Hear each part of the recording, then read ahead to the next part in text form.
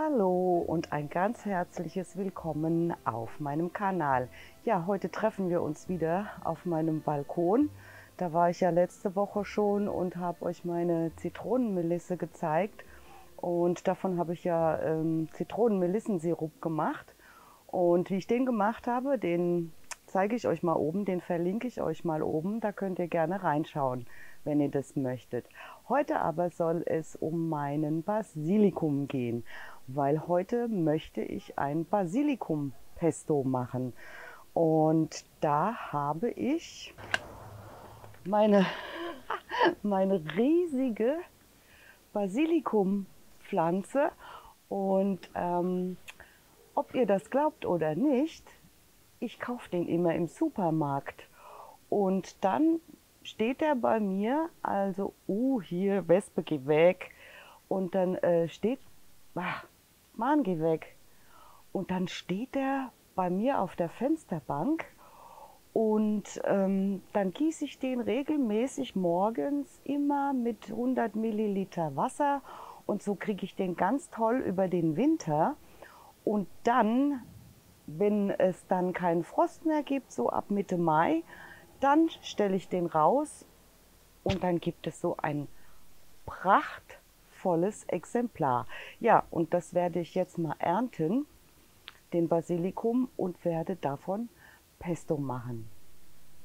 Dann schaut mir einfach zu. Wir schneiden jetzt los. Bis gleich.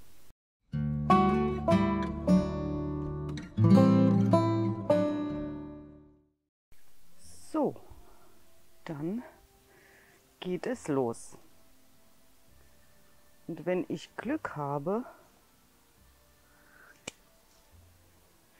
ich schüttel das immer mal, weil ich habe eine Grille, so einen Grashüpfer, und der zirpt die ganze Nacht und bringt mich um den Schlaf, bringt er mich, der Kerl. Ja, einige Blüten sind schon dran, aber das macht nichts. Die werden einfach mitverwertet. Irgendwie ist der auch angefressen. Also hier hat sich schon jemand gütlich getan. Und das schmeckt ja richtig lecker. Zu Nudeln,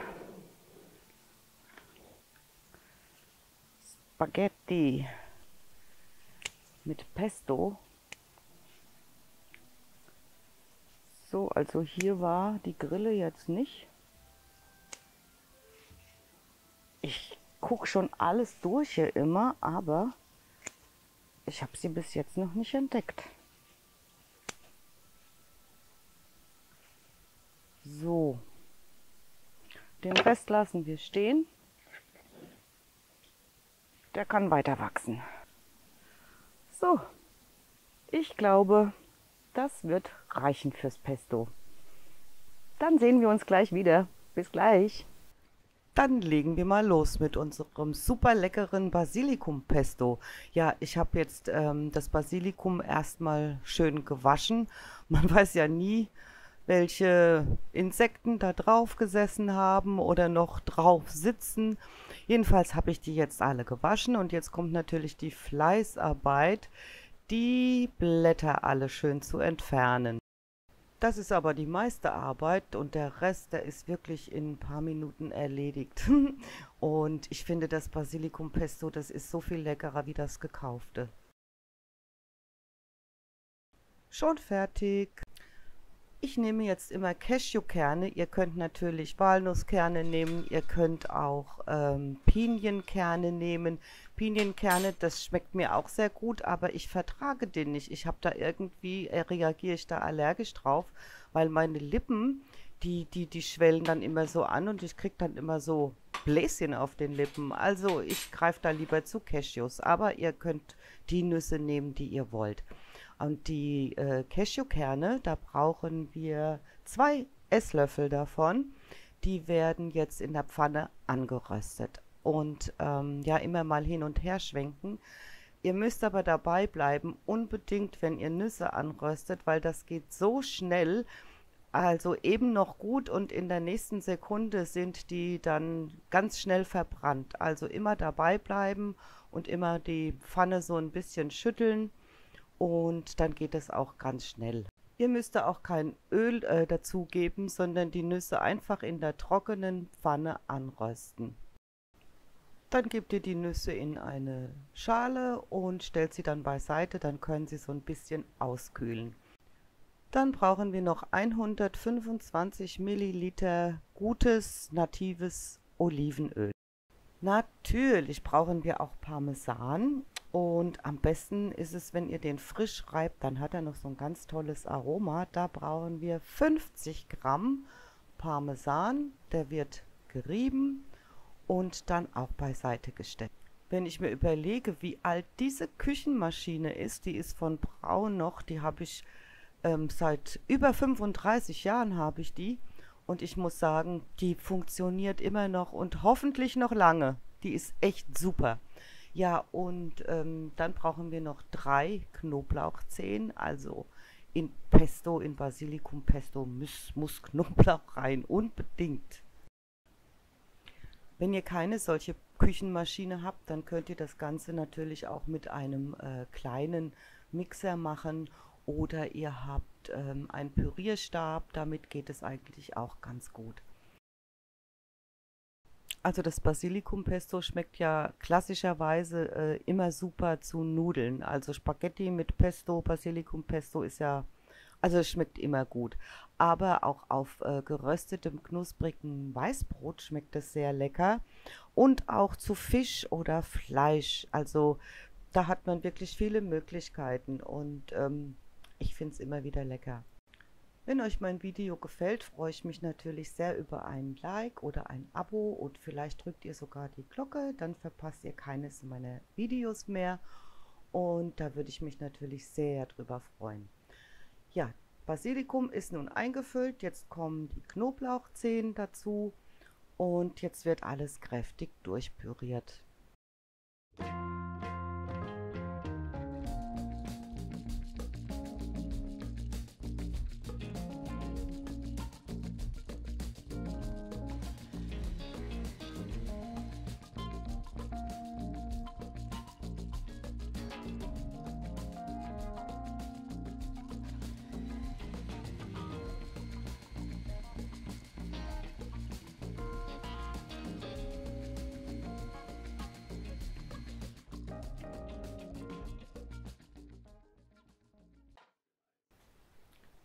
Jetzt gebe ich immer noch etwas Salz dazu, also nehmt so viel Salz nach eurem Geschmack, ganz einfach.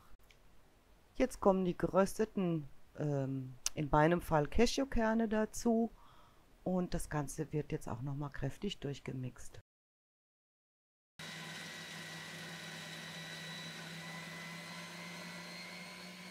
Jetzt gebt ihr noch das Olivenöl dazu, immer schlückchenweise so nach und bis es ja die richtige Konsistenz erreicht.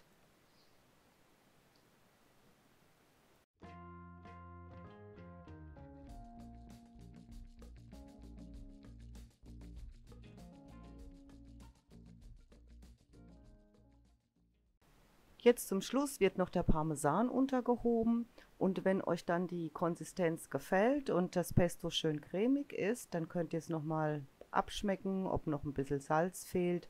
Ja, und dann ist es auch schon fertig zum Einsatz.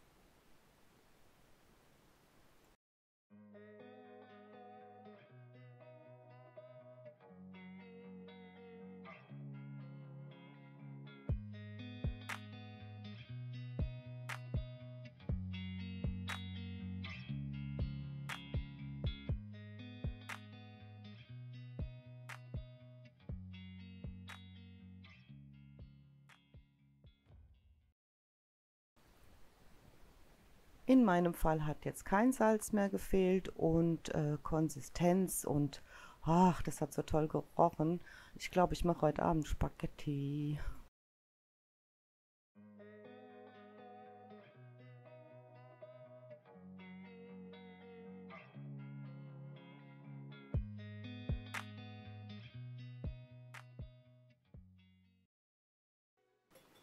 Das Pesto gebe ich jetzt in ein steriles, also sauberes, ausgekochtes Glas.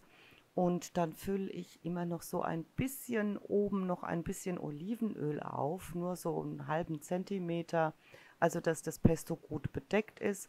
Und wenn es dann verschlossen wird, dann hält es sich im Kühlschrank ungefähr 14 Tage.